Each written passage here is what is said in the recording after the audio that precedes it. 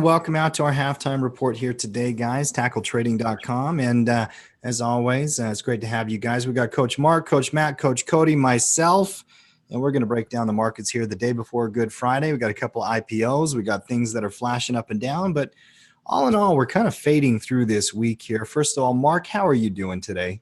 Oh my goodness, I am doing just fine. I'm actually doing good. That's great. He's glad it's not Fun Day Friday. Friday Fun Day. It is a terrific Thursday, right? There you go. I'm going to get called out on my BX shares, but once again, if you make money, don't complain. Just because you could have made more money, be happy with the successful trade you had. Well, that's the nature of the cover call, right? I mean, you're giving up the potential for the huge home run to hit base hits regularly over time. And the equity curve over the course of, 10, 20, 30 years, Matt, usually is a lot more consistent. There's a reason why institutions and hedge funds end up selling against options or against equity with options. Matt, how are you doing today? I'm doing better than Mark complaining over making 5% in a month.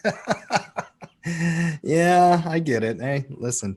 Nothing wrong with that. BX, we will get to that at some point here. Let's start with the market. Obviously, I lost the bet here yesterday. Matt, I owe you a round of golf. We're going to play golf this weekend, I'm sure. It was a win-win. So if I lose the bet, we play golf, no matter what it is. The market did not finish at the high of yesterday. It actually pulled back, sold off. We're kind of in no man's land on a day-by-day basis here, guys. I know we're in an uptrend. Market posture is +1. It's fading higher. We're above moving averages. But it's got a weird feel to it. It's, kind of doji. We've got the markets are closed tomorrow. We have no halftime report tomorrow, by the way. If you're watching this, just make note in your calendar. Start with you, Matt. What's your take on the market right now?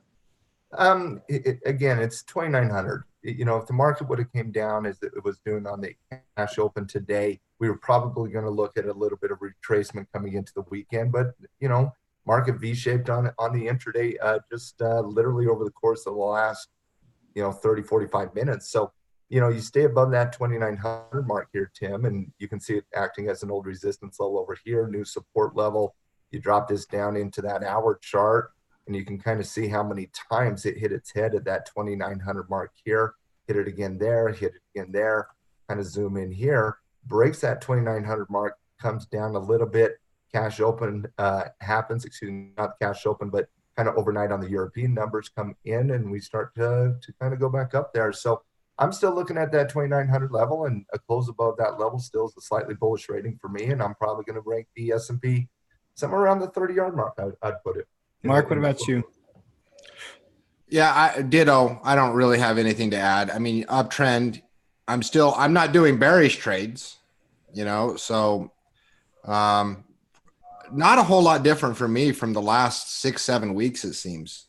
It feels like upward drift, yeah. I mean, I just, not going greedy, not like throwing my account on bullish trades, plugging my nose, placing bullish trades along the way, pretty much rinse and repeat. I mean, you got to make money. Mark, don't try to guess when the end of a trend is going to occur. Mm-hmm. That's something you learn way early in your trading career.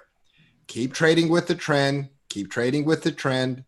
When you get near resistance levels of major markets, don't go crazy placing 100 million bullish trades, but, make money.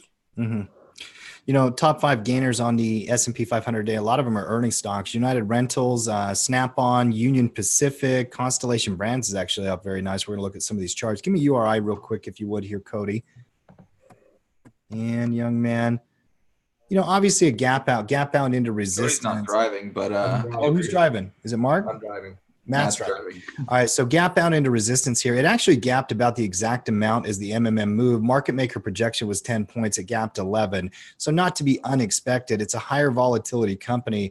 Matt, when you see this discretionary type company jumping out, it's usually a good sign. What's your read on the gap point right there?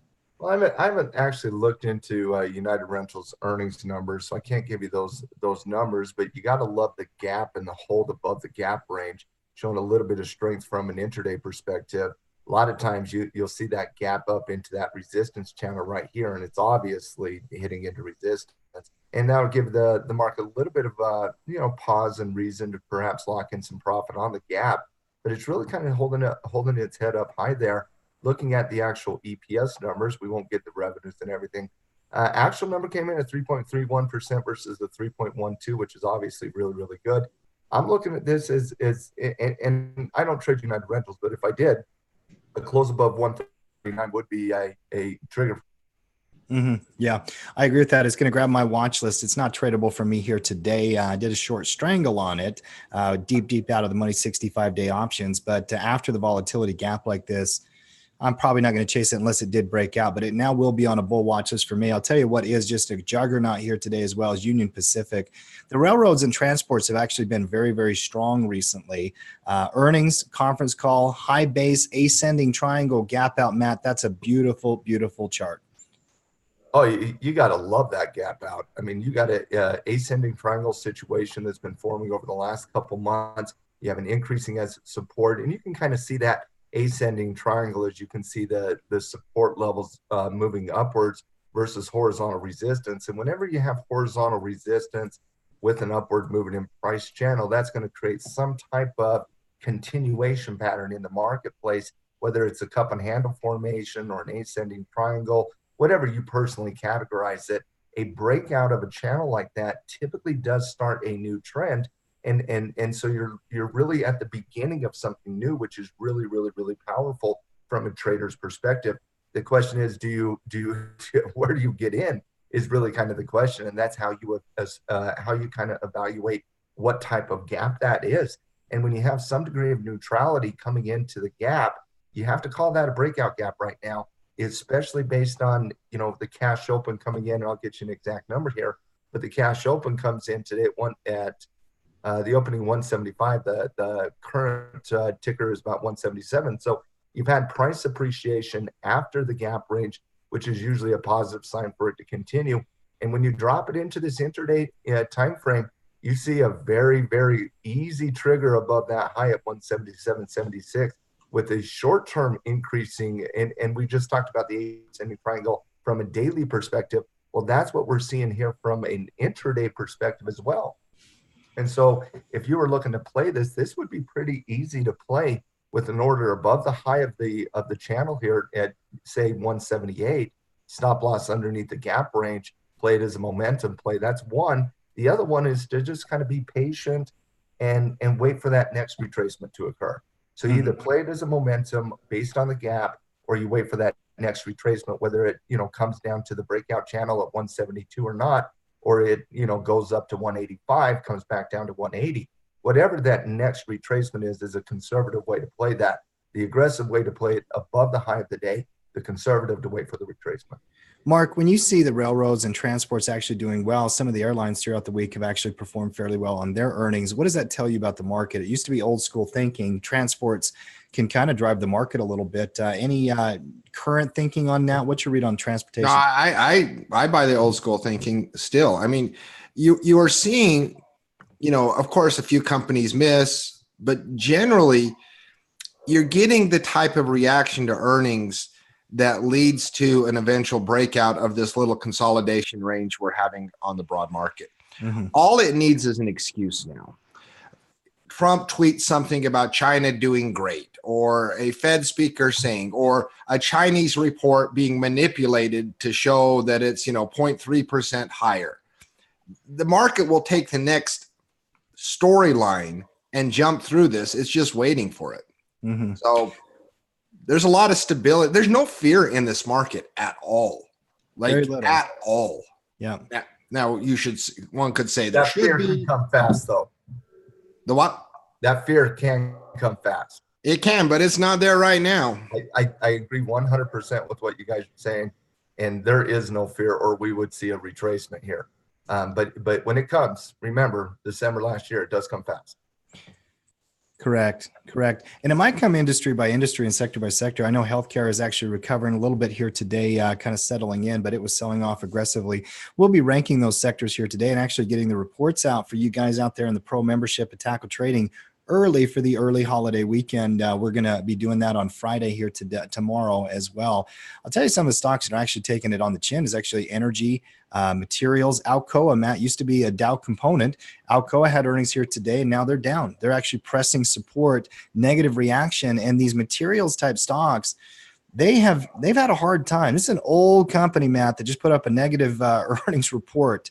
Ugly chart. What do you say? Yeah, I again haven't really read the numbers here, but Alcoa has been an ugly chart for the last 2-3 years, Tim. There was a reason it got kicked off the Dow in the first place. But what you're seeing here is very interesting on this price movement here. You have major support at $25 on Alcoa. And when I say major support levels, look at the last 3 years of data here. You have consolidation all the way back to 2016. You have consolidation at the end of 2018. You have consolidation at that point at coming into April of this year as well. So if you can get a close underneath 25, it's watch out for Alcoa. Yeah, they reported a Q1 loss, missed their revenue estimates. Obviously, the market does not like it, and they are on a watch-out kind of scenario. I'll tell you another one that's a company I really love is Newmont Mining. You know, we love the gold stocks, mining stocks, all those types. I mean, Newmont Mining, NEM, is just absolutely getting brutalized here in front of earnings, by the way. Dividend came out. Mark, when you see the mining stocks, I know you're doing a lot of these commodity reports recently. What's your take on this overall mining sector? NEM, you could argue, is in a channel here, and any pullback should be met with an opportunity, maybe with a naked put or something like that. Mark, what's your read on the mining sector? You can't trade mining stocks without daily following gold. There is a direct correlation between the price of gold and mining stocks. And so when gold is producing bearish signals, which it has this week, you know, mining stocks are going to take it on the chin. I mean, the dog wags Newmont's tail. The dog is gold. Newmont will have its own opportunities here and there. But, you know, with gold selling off this week, with gold producing breaking of support, you know, Newmont's going to follow course. Yeah. I agree with that. Matt, these are obviously companies that we like from a cash flow perspective, those types of things. I thought about, and I don't think I'll do it today, but I like the idea of owning Newmont Mining. You know, it's been in a casual uptrend on a channel here. You're now below moving averages heading into earnings. What's your read on the overall mining sector, NEM specifically? I'd rather buy Pinterest today than Newmont. Pins, not Newmont. All right. Just talking off a ledge here. Well, I get it. We love gold, but if we're slightly bearish on gold and Newmont's getting it taken on its chin by going down 3.3%, that's not a day I'm looking to sell a naked put. Yeah, probably not. One more S&P company, then we're going to go on to the Dow. Constellation Brands, STZ. They entered into an agreement here today, Matt, with Canopy Growth. They're looking to obviously broaden their product offering. High base breakout here. Beautiful chart. I like it. Number one, Constellation Brands is a top 25 stock. So it's a stock, obviously, we track, we follow, we trade, we cash flow on. You got to love the news that between Canopy Growth and Constellation today. You got to love the breakout here. Now you're coming into a little bit of a major level of resistance. $200 is a significant hold number. It's one of the significant hold numbers. It's also will play a role as support, so it's obviously going to play a role as resistance as well. Any trade at this point on any momentum on Constellations for me has to start above $200. Yeah. If you didn't already have an order to buy above right there. Yeah. If you're not already in on the trigger, I would agree with that. Yeah. I mean, I'm not locking in profit if you're in, but if you're not in, it starts with me above 200. I like it. And I love the company, obviously. That's why it's on our list. Let's keep moving on. Let's go down to the Dow Jones Industrial, if you would. And there's actually quite a bit of action on the Dow here today. YM contract fading higher, slightly ever so subtly outpacing the S&P here today. A lot of that is on the backs of a few different earnings reports and leadership out of specific companies. Matt, what you read on the chart, first off? Want to break out. Yeah, and you got intraday resistance right here where I drew the line. It's right about 26,550, 26,560, I would call it. It's trying to break out intraday. You know, a lot of strength from the European cash open yesterday all the way through today so far. So if you track this from the European open last night to kind of what we're seeing here today, a lot of strength coming into the overnight, a lot of strength coming in the cash open at the U.S. market as well, on the backs of what you talked about with some of those positive earnings reports. Mhm. A breakout there. I mean, if you drop it back down into the daily chart here, a breakout here, you don't have nothing until it hits that high. Not a sexy company, but I'll tell you, an insurance company breaking out at the high here. Travelers is the number one gainer, TRV, if you would here, Matt, on the Dow Jones Industrial today. Beat earnings, now breaking out of the high. Obviously, kind of a carry through. They're up 2.8%. Kind of a slow mover, but they've had a nice, steady uptrend throughout the entire recovery here in 2019. Oh, it's mirrored the market and then some. United Health bouncing back. A lot of times you get these snapback rallies after a sell-off. UNH and some of the healthcare stocks are coming back here today. Little green candle in a sea of red, Matt. This feels like a downtrend. And in downtrends, you have green and red candles. Could be a bear days in downtrends. Yeah, absolutely. You have shorts closing shorts. Yeah. So, Mark, when you're this far away from moving averages heading into a weekend, if you're a directional trader, how do you read a situation like this? If you don't have mastery of how to play intraday support and resistance, when you get in these away from the chart scenarios, it's all about intraday support and resistance. Yep. So, that those signals, and this is where day traders can clean up, where there's not resistance and support levels on larger time frames, where the entire computerized world is focused on intraday signals. This is where day traders can literally just clean up. Mm-hmm. So, it's one person's horrible chart is another person's beautiful Mona Lisa. Yeah. I personally would love a snapback rally into 230 by 235. It would be great. I'll show you another chart that you would love. Everyone and the dog would short it. Oh, absolutely. There's no doubt. Healthcare, as it bear retraces, if that does happen, if they come back up here, they're going to be set up for a lot of. They're either going to low base and consolidate, or they're going to retrace back up. At this point, you're overextended to the downside on most everything healthcare, especially over the course of the last week and a half.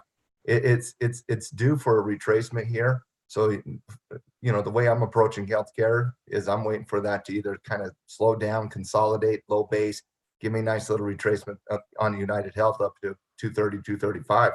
That's a shorting opportunity, in my opinion. Yeah. Another stock grabbing my attention on the Dow, American Express earnings, obviously a credit card company, financial services, those types, they're going to be important first part of earnings season, Matt. You've got a triple top potentially breaking out here. Strong earnings. They came out 1.7% up. It's never going to be a big gapper on earnings. AXP doesn't have that, but we're talking about a weekly multi-level resistance here that we're approaching a breakout on. Give me a read.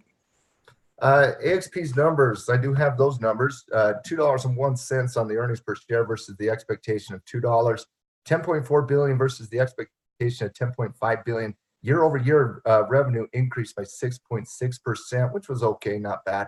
Guidance was basically flat. And when I say guidance was flat, they basically reassured that the original guidance was still applicable, which was a positive as well. And because the guidance was basically stated to be what they thought it was going to be, a slight beat on earnings per share, you have a positive movement coming out of an American Express company, which, like you talked about, that major level of resistance right here about 114.50 by 115.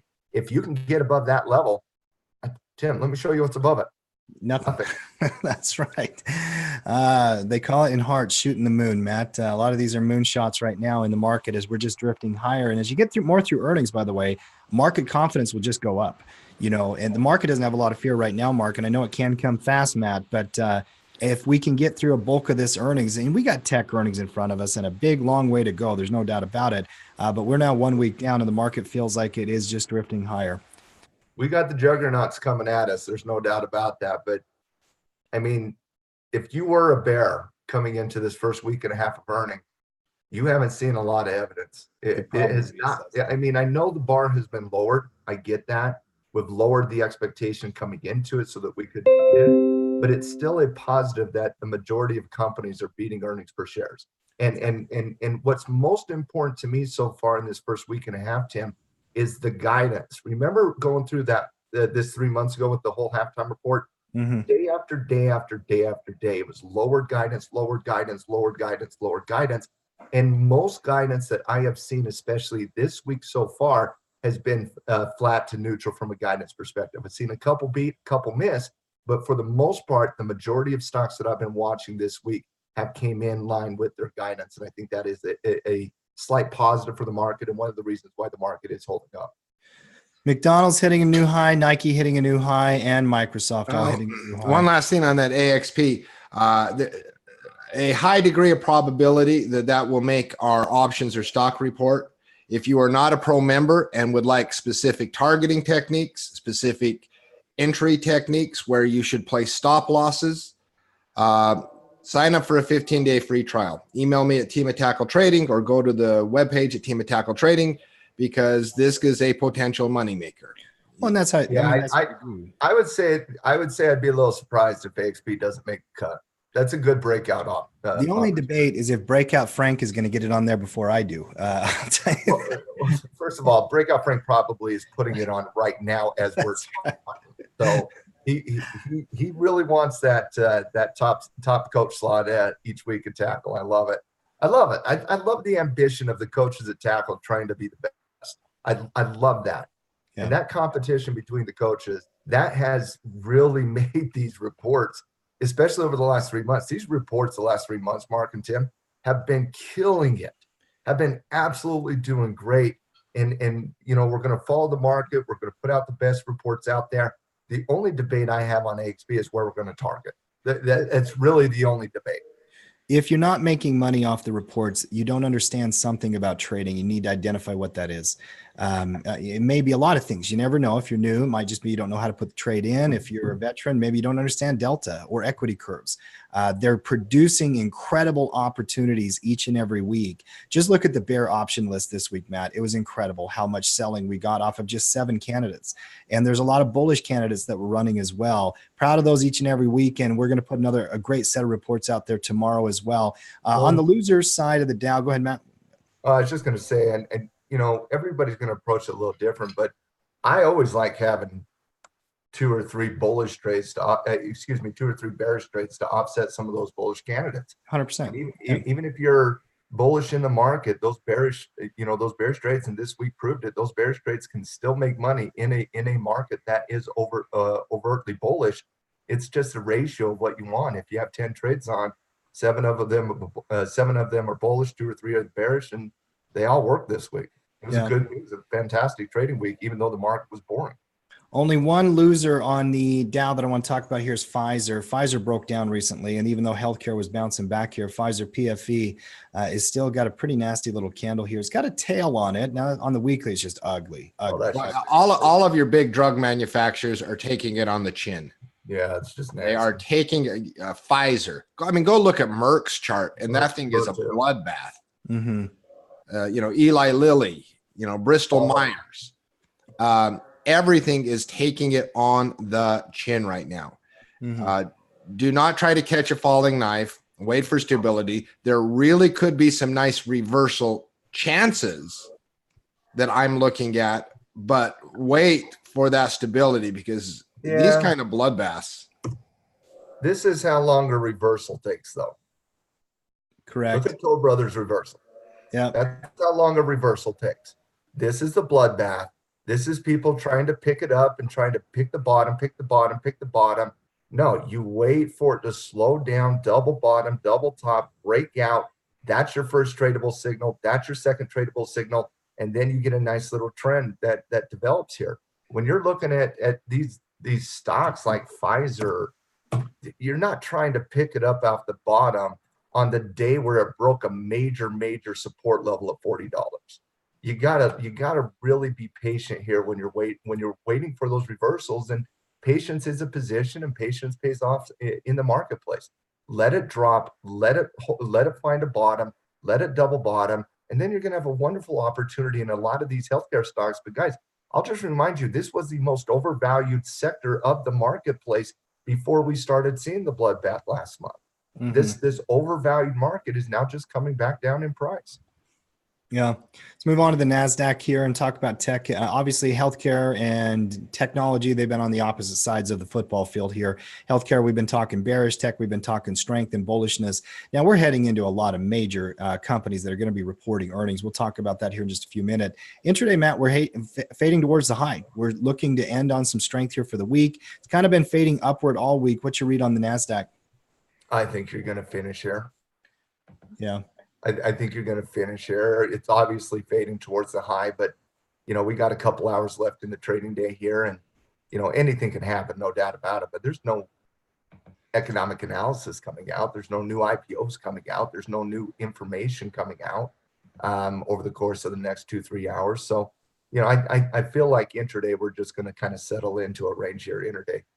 Yeah. The only one of the majors, 200 billion plus market cap, is going to be Microsoft. That's grabbing my attention, up 1%, hitting a new all-time high here. Just been a beautiful, beautiful chart. But then again, there's that red telephone. It's going to happen over and over and over again. That's going to drive us nuts in that scouting report meeting today when we find beautiful technical setups and we're fighting 6-7 days before earnings. Fighting earnings. Earnings dates for next week on those. Let me take a look on the major ones. You'll have Intel and Facebook have earnings next week. So most of them are going to come the week after, but a lot of the tech names in the next 2 weeks, Intel, Facebook, do have earnings. The other ones, Amazon, Apple, the others, they're going to be later in the month. Mark, what's your read on technology in general right now? Are you waiting for some of this earnings to kind of shake through? What's your take? No, I mean, the sentiment's there. I mean, it's been at the highest ranks of our, once again, not to pitch the pro product, but that technology sector, we've had the highest ranks for several weeks now. So, if you read that weekly newsletter that we put out, that young man Cody puts lots of time into, that we talk about for sometimes up to an hour at the start of our Friday meetings, that's where you've wanted to place your money. Yeah. That's where you've wanted to place your money. That's where you've wanted to find good trading candidates. If you do, basically, it's 7 steps guide to trading, which you can download for free on tackletrading.com. Go to store, 7 steps guide. It's a free course. It's a great course. Step 1 in the 7 steps guide is top-down analysis. Look at the market, look at the sectors. So if you identify what have the strongest sectors been, and if you've been doing that over the last couple months, you'd be like, oh, technology is strong. Let me go find good trade candidates in the technology sector. Your Microsoft, your Applied Materials. And guess what? You've been killing it using that simple approach, starting with step 1 in the 7 steps guide to trading. Find the sectors that are doing well. That's right. Then find great trade candidates in that sector. Guess what? Just simply following step 1, you've been killing it. You've been absolutely killing it. I did the videos for that system, and each video is about 20 minutes in length, and I put a ton of content in those videos, a ton of content. And the 7-step guide to trading is a wonderful guide. It's a first step guide, but getting into those scouting reports are life changing. And yeah, we'll pitch them all day long because look what they've done for our halftime group. Look what those scouting reports have done for our pro members. Look what the Tackle 25 has done for our members who are now cash flowing and compounding gains. Look at what Cash Flow Condors has done. I mean, it just those systems and those mastermind groups and those scouting reports are the reasons why people become a pro member. 100%. I mean, trading does not have to be hard. What direction is the market going? What's the strongest sector or sectors in the market? What are the weakest sectors in the market? Find trade candidates, enter, make money, rinse, repeat. And you can, especially if you become a directional trader, you can change your life using that simple technique. I mean, obviously there's some nuances and experience, and you got to learn a lot of different things. Say something. I know we all love theta. We all love theta. But when you have a marketplace that is euphorically bullish right now, there is so many directional opportunities. And whereas you can only make 2 to 3%, 4% on a covered call in a month, and 8 to 9% on a naked put, and 10% on condors, and those are all great monthly returns. But if you're right on a directional piece on an option trade, you can turn 1,000 into 5. Correct. So I mean, it's the difference between an open-ended risk graph and a closed-ended risk graph. That's the difference. And Yep. you want to have open-ended risk graphs on a certain amount of positions in your portfolio. You have to have some relative measure of delta. And by the way, we're still leaving Vega out. We'll talk about that one another time. But I mean, their dynamic portfolios can optimize and make money in any market condition. Learn how to trade, learn how to do it the right way. There's no question about it. And every day there's opportunities. You know, the thing about it is this week, guys, I've had a great week. And the market's been kind of boring to some people, but it's just if you know what you're doing and you know your systems, you can apply your systems on a day-by-day basis and find opportunities, go out there and make some money. Hey, you know what? McDonald's is breaking out as we speak. They should offer a special. I want to go, you know, if they offered hey, our stock is hitting an all-time high. Here's our special. My favorite would be lined up. My favorite trolling moment in a long time. I don't even know why they would do this, but Burger King offered their customers that if they used the app and they went to a McDonald's location to order a Whopper, they would give it to them for free. So Burger King has always had some guerrilla marketing tactics with McDonald's. Just messing with McDonald's. Mark's getting hungry here. I am getting hungry. It's lunch. You're thinking about Big Macs, huh? They are hitting an all-time high. McDonald's, though. That's beautiful breakout. Some tech companies grabbing my eye here, Matt. Atlassian, TEAM, gap down on earnings, $25 billion company out of the UK. Infotech has been strong for some time. They had earnings. Now the gap is in line with the market maker move. So they priced a 9-point gap, but it changes the trend. Give me a read on that. Oh, it changes the trend dramatically here. I mean, You're talking about if you would have showed a positive report today and broke out of that 117.10, we've seen this on numerous examples that you break out of those all-time highs after consolidation, and a lot of those times they've run. And so, for the investors of Atlassian here, they're probably a little upset at that because that would have gave it a lot of tremendous momentum. Now you're gapping down, and quite frankly, Tim, I haven't looked at the numbers on team here, but if you're just focused on the technical analysis here, $100 is going to act as a pivotal support level. It also lines up with the 20 weekly. I mean, it's the type of setup that I will once again look for a potential reversal signal on, but I ain't gonna look on it for a couple weeks. Mm-hmm. I mean, that's settled. It's the one thing you learn. If you close under 100, you're going to 90. Yeah, you get so excited and like, all right, I've been looking to maybe buy this company because I like it. You know, it gaps down, it's cheaper, but that doesn't. I mean, don't try to ever catch a falling knife. You don't know where the volatility ends. Well, and Mark, $100 could prove to be a wonderful buying opportunity in a week from now if we do play defense and hold that $100 mark. But don't. I mean, put that on a weekly chart, Cody. And while you do that, I got to address Emily here in the chat. You're not becoming a bear, Emily. You're becoming a trading assassin. You're a market assassin. Blooded market assassin. That's damn right. Everybody write that into the chat right now. Cold-blooded market assassin. We are cold-blooded market assassin. When we see a buying opportunity, we take it. When we see a selling opportunity, we take it.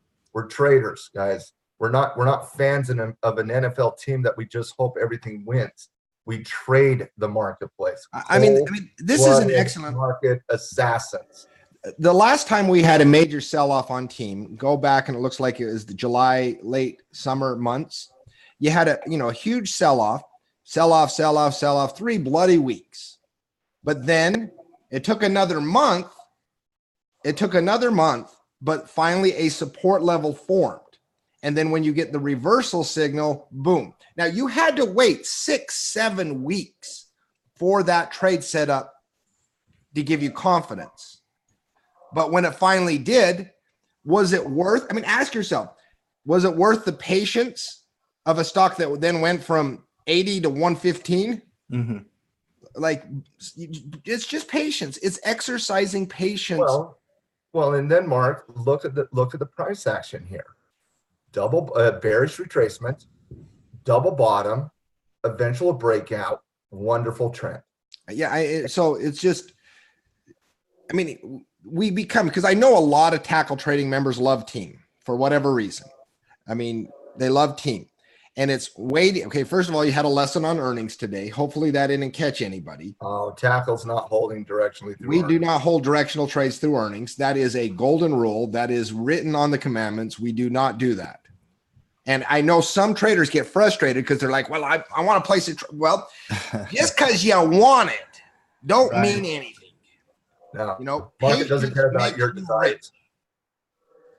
No, it does. I need to come down and off my journey down to the desert of Huntington, Utah, and write the tackle 10 commandments for traders. You need to go up into the mountains, do that. All there is in that is American. It will be I'll be written in glad. alkali.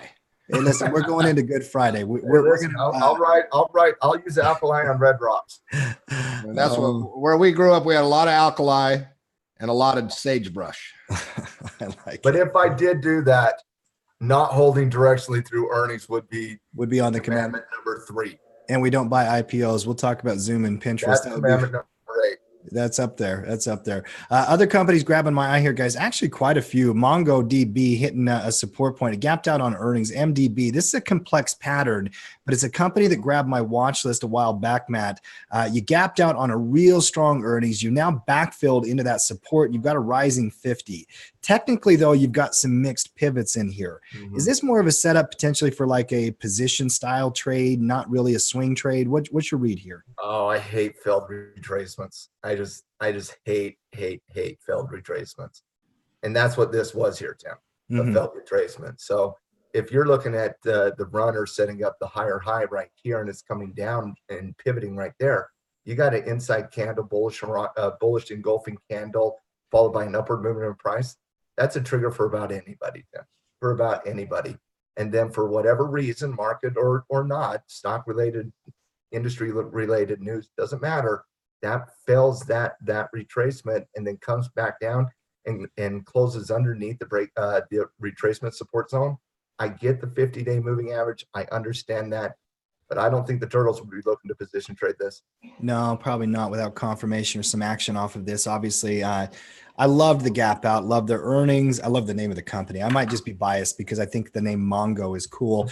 I do like, and Mark, you're hungry right now. You're talking McDonald's, Papa John's, PZZA. And Blake, I'm tell hungry. You. I'm not starving.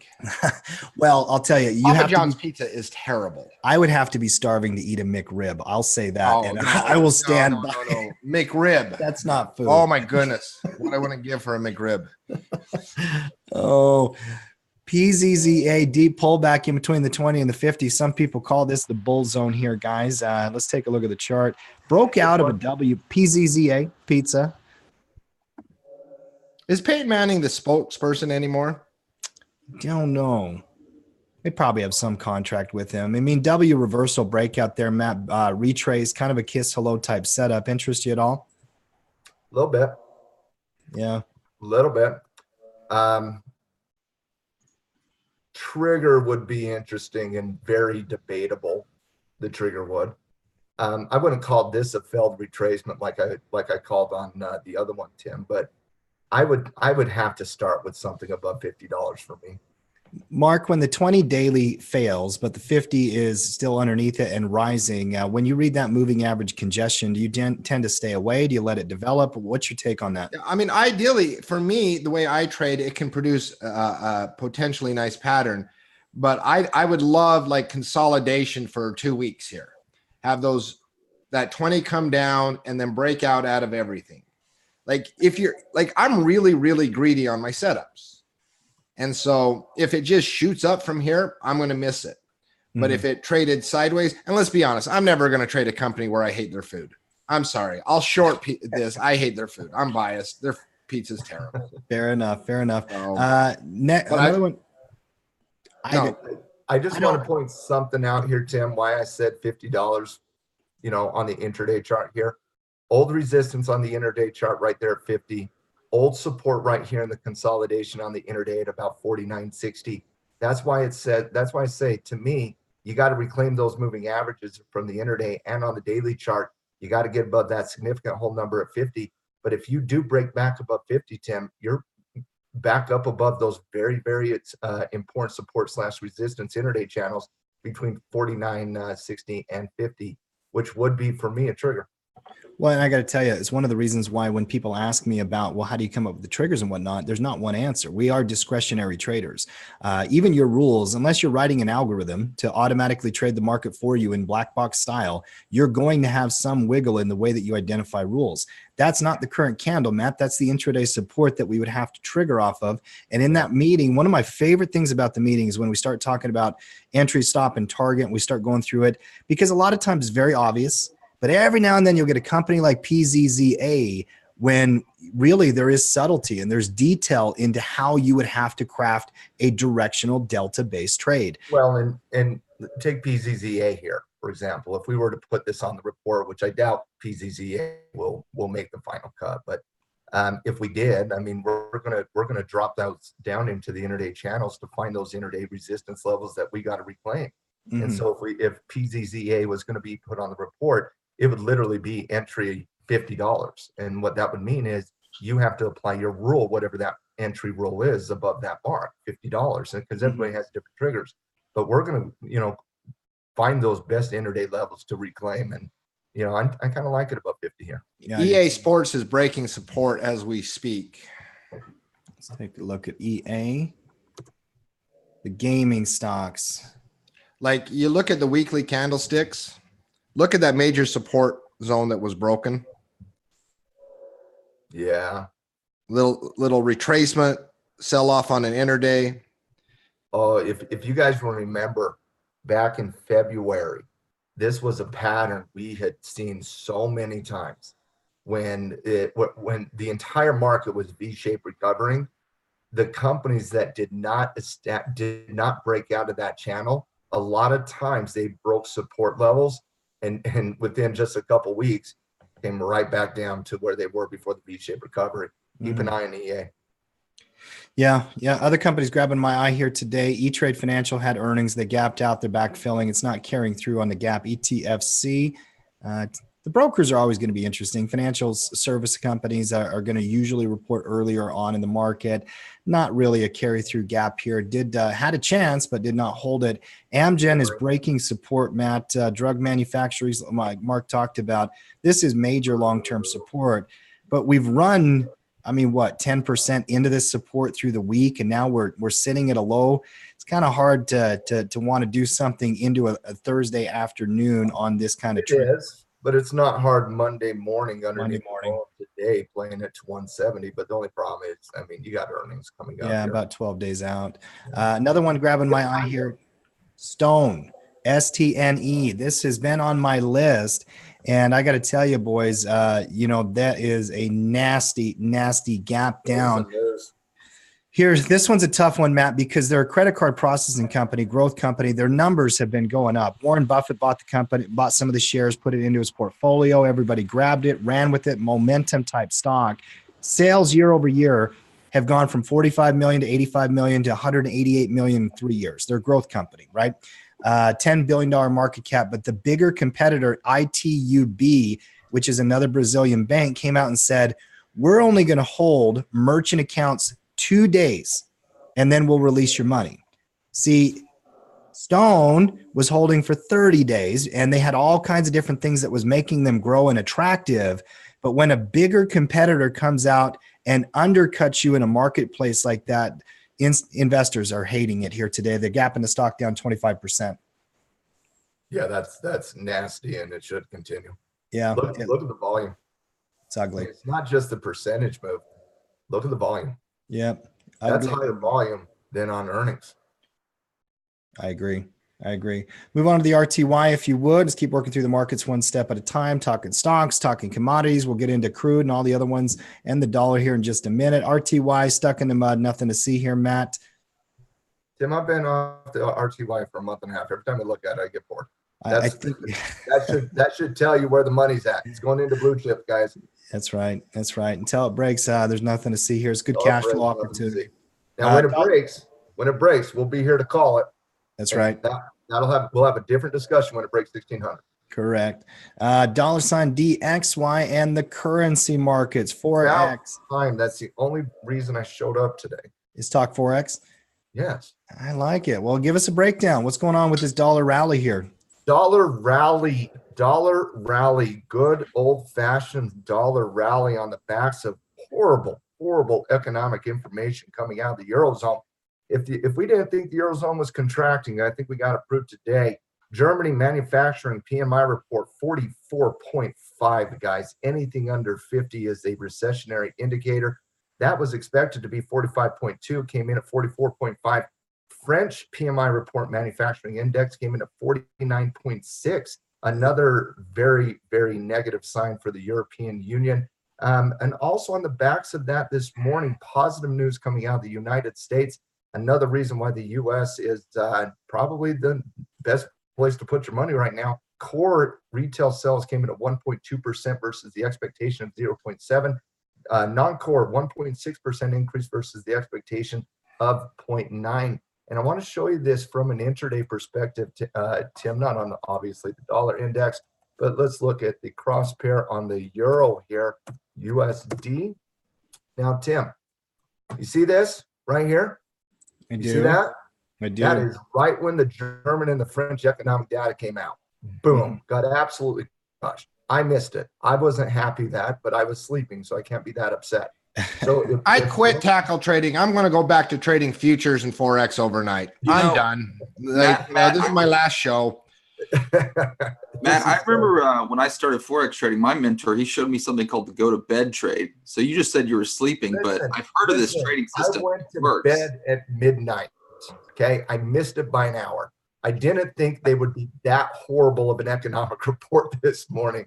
I wake up to Cody texted me at about 6 o'clock in the morning, which was probably 2 a.m. his time. He's like, Euro US dollar. So I wake up at about 6. I'm like, oh. Who would be interested in a Trader's Lounge 2 a.m. edition? We have students internationally. The 1 a.m. Traders Lounge for the European Open would be awesome. That would be awesome. But so, but the continuation of here when you get the other economic data that was positive on the U.S. And so you had real good price movement to the downside. But look what's happening here. It's starting to pick up the momentum again as you've cleared out these support levels after the consolidation. That's another price movement to the downside. The euro coming down should come back down into that 112 handle. It's currently at 112.26. Now, I just want to be very clear on something. You break out of that consolidation here, 110's in sight, 110 gets broken, 105 is in sight. And that is a major move in a currency, which also equals major opportunity. Another cross pair grabbing my attention is the NZD USD. We talked about it yesterday when I was breaking down, Matt. NZD USD, if you would, and take a look at that. The New Zealand dollar. The Aussie and the New Zealand, they're going to be obviously sensitive to whatever's happening in the Asian markets and commodity prices as well. That's a breakdown right there, Matt. Yeah, that's a breakdown. Breakout of 67 cents. Clean break. Currency markets, obviously, we like Forex. We like all the markets, trading opportunities all over the place. Let's talk commodities here. Crude oil has had a flat week. In fact, if I count the candles, is it down for the week here, Mark? Are we going to lose? It's slightly, but I mean, you look back at crude oil over the year. I like a penny. I mean, this is the normal price action for crude oil this year. I mean, it's been a very consistent trend. Trade sideways, leg up, trade sideways, leg up, trade sideways, leg up. So we're just trading sideways now. It is the continuation of what crude oil's done. $65, huge level. That was previous support, acting as resistance. A breakout of this level, though, you got a lot of clear sailing. So, yeah, I agree with that. If you're looking to play that breakout at 65, you're more convinced today than you were on Monday. Oh, absolutely. Because once again, you think about it, it comes up to a resistance level, and you've had now what, 7, 8 trading sessions where the bears have had a chance to send it lower, send it lower, send it lower. Mm-hmm. No, they're not winning. So this build up into the breakout could be one of the best trades in the next few weeks. It really reminds me of this right here. That's what it reminds me of. Mm-hmm. And if you remember, a lot of times when you do that high base dance that we like seeing in bullish uptrends, a lot of times that 20-period short-term moving average will catch up to the base, and then you fly. You're seeing that 20-day moving average consolidate, coming up to that as the price of crude is consolidating this week. We'll look at the very beginning of the week, 20-day moving average at 61. It's going to ding at the end of today at 62.28. The base is only about another 80 cents away. So when you're talking about a potential breakout, you're talking about early next week. And that should give us an opportunity above 65 if we do get the confirmation.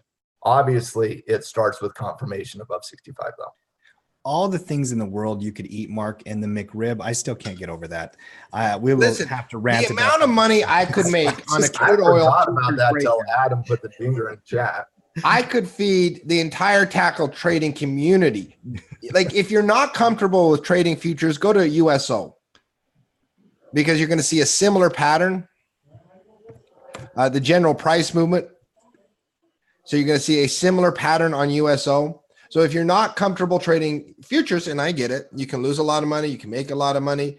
You know, a cheaper version is on USO and that buildup. It is a beautiful pattern. We'll be talking about it. I will be talking about it this weekend on the with some trading ideas on how to do USO, other energy companies. It's all about oil this week.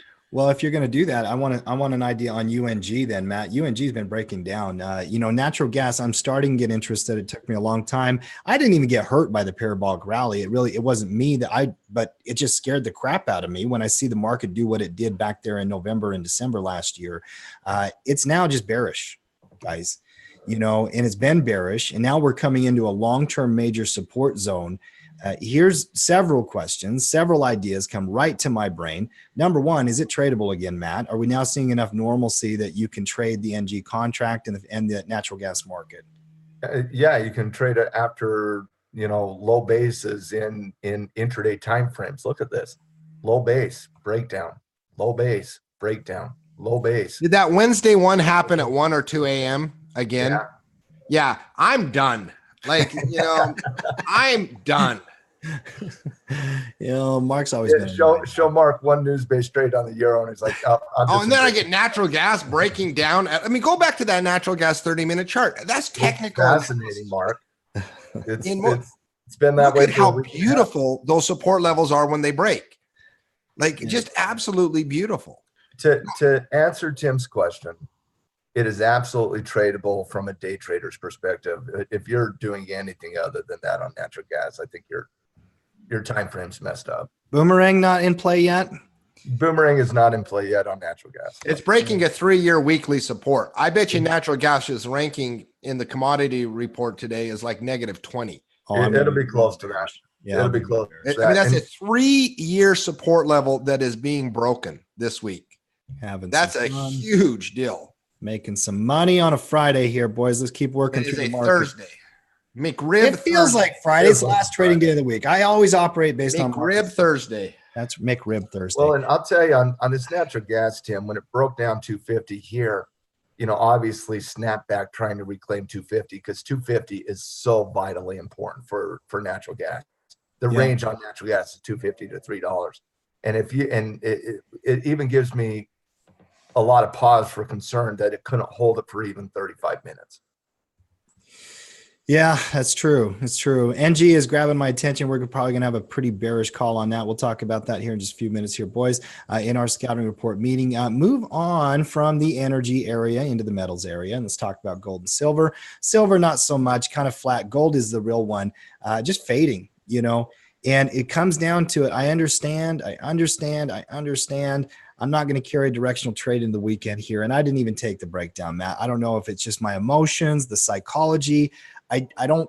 On gold? Yeah. It's psychology. It's 100% psychology. We don't short gold. A good signal, though. I'm not saying that. I'm kind of kicking myself. I'm saying that tackle trading supports gold. Yeah. We buy put options to protect our investments when we need. Yeah. We don't short it. And I'm not saying it's not a viable candidate to short. You give me a short on gold underneath 275 versus a short on, name your stock. And I'd probably rather short the stock in a bearish downtrend versus gold in a bearish downtrend. Other commodities grabbing my eye in metals, by the way. Platinum confirmed. Palladium. Can I just say one other thing on gold on shorts? Yeah. Okay. Gold is also not a very good short-term trading vehicle, in my opinion. Mhm. And unless you have a good short-term trading vehicle, I don't think shorting is an appropriate response to something that is better from a position to an investment perspective. Mark, what's your read on gold here? Well, I want to add more gold, but it might be a bit before I get a reversal signal to do that. I mean, whenever you break support, and in multi-month support like you did, I want to add more gold to my portfolio, but my knowledge of technical analysis says today ain't the time. Yeah. I mean, and with the Eurozone, I mean, you look at that Euro chart, gold. Okay, there are more than one factor that weighs on the price of gold, but the US dollar certainly is a major one. There is something wrong in the Eurozone. I mean, there is something structurally wrong. Eurozone. And so the dollar isn't going down dramatically anytime soon. So, especially off the data we saw here today, Mark, I'm not ready to call for a break in 97.70, but it's more likely than not at this point. And if the dollar breaks 97.70, the euro's breaking 112, and I mean that just leads everybody to the conclusion that the dollar appreciates and the euro goes to 110. Yeah. If that occurs, gold's going down, guys. I mean, Gold's not going up at that point. I mean, at some point in the future, I mean, you look, Trump on this last Sunday tweeted again, the market, the Fed should have been basically doing quantitative easing instead of tightening. Eventually, you're going to have something in the US that's like, oh my goodness, we're not growing. And they're going to open up the printing presses again, and gold is going to skyrocket. I firmly believe that. It's going to just skyrocket. And so I want to add gold at lower levels when this occurs. But you still got to wait for that technical something that lets you know that you want to get the best price possible. If you're looking at this from a technical perspective, taking out our fundamentals and our bias to a certain extent, if you're just purely looking at this from a technical signal, what time frame a trader is buying gold here? Are the position traders buying gold off the failed retracement on the weekly chart? I don't think anybody's buying it right now. Are the swing traders trading it off of breaking in a violation of a support pivot? No. Are the investors, doing that right now? No. So what outside of Russia, China, and the United States Central Bank, what other time frame a trader is looking at gold here? I don't get why anybody would be like, let's rush to buy gold here. I think you're going to get a better print in a month and a half from now. Probably.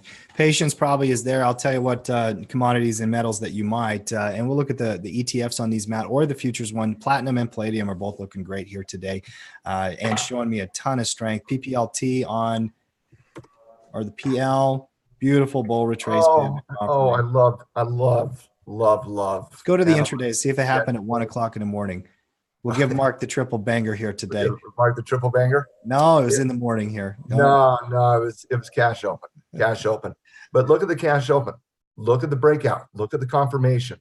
Price appreciation. And it's, looking at it yesterday, we talked about that support bounce yesterday, confirmation coming up today. That was a really good trigger on platinum. And, it was a real good breakout that we called on platinum. It was a real good trigger. We're calling it here today on platinum. Palladium. I'm interested. I know it reclaimed the 1400 mark. If you're looking at this on a weekly chart, I talked about this in detail yesterday, Tim, when he talked about the volatility. Take those ugly Fibonacci's off and look at that 20. No, I am absolutely not going to, because Tim loves it. First of all, with that comment, I'm going to buy Mark his first McRib here of 2019. You can't buy them. I drew it to show Tim a Fibonacci retracement, how you're supposed to draw one. But look at that 20 weekly. Look how that held as support. The Bears had 3 weeks in a row. They had a chance to send it through. 4th week to start the week. Eventually, when the Bears lose, the Bulls are going to reclaim. Yeah. Well, and it's just a continuation of what we talked about yesterday, Tim. As the volatility is changing, as it comes into support, whatever that support channel is, whether you call it a 20-period moving average on a weekly or a 38% Fibonacci retracement, different technicians use different technical parameters, but regardless, the analysis is the exact same. You start coming down into your support levels, you watch the volatility shift, you see, it slow down on the range here, slow down on the range here. upward movement in price, reclaiming that 1400. That's a good signal that you're looking at when you're looking at a weekly confirmation here. That's exactly what what you want to see occur. I'm a little tepid though. I just a little bit. I get it. A little bit, but I'm starting to get excited. I'm not going to do anything today. Not anything today. But coming into next week, if we see price appreciation that clears the weekly channels that we've seen over the course of the last little bit, and you're really talking about, give you the exact point here, about 1414. If you can clear that 1414 channel, yeah, I would personally call that confirmation. Commodity I'm not calling report, it yet. the commodity report is going to be a must watch this weekend, guys. Some of the action right now is developing in commodities. Crude. And guess what? Last week in the commodities report, I said some of the prettiest charts out there right now are in the world of commodities. I know we love our options and I know we love trading our stock, but if you can broaden out to a few commodities, you'll find some amazing trading opportunities. Well, and just to make sure everybody is aware of this, because we see this every single week in the data that, the options report. And by the way, guys, thank you for supporting the options report from 2 weeks ago. We set a record for how many people actually viewed that options report. Damn. And I love the stock and options report. And obviously that is the first step for most people, no doubt. And I understand it and support it 100%. But remember, you guys can trade all the currencies and all the commodities in the stock market too. And so I think if you're not reviewing that the commodity report and currency report, I think you're missing out on some opportunity there too, because you can trade the euro in the stock market, you can trade the dollar in the stock market, you can trade crude, palladium, platinum, natural gas, oil, all of it in the stock market. If you help me set a record on the commodity report views this week, I will put on a 1 a.m. traders lounge 2 times in the coming month. Set a record on it, and I'll do 2 1 a.m. traders lounge where we'll trade the European Open. Hey, I like that a lot. I like it. But those 6 will be really exciting. It's got to be from midnight to 1 a.m. our time, because Frankfurt, Germany opens up in midnight, and the London Bank opens up at 1 a.m. our time. I love it. The midnight traders lounge. The midnight lounge, guys. We got to set a record on views on the commodity report this weekend. Can we play?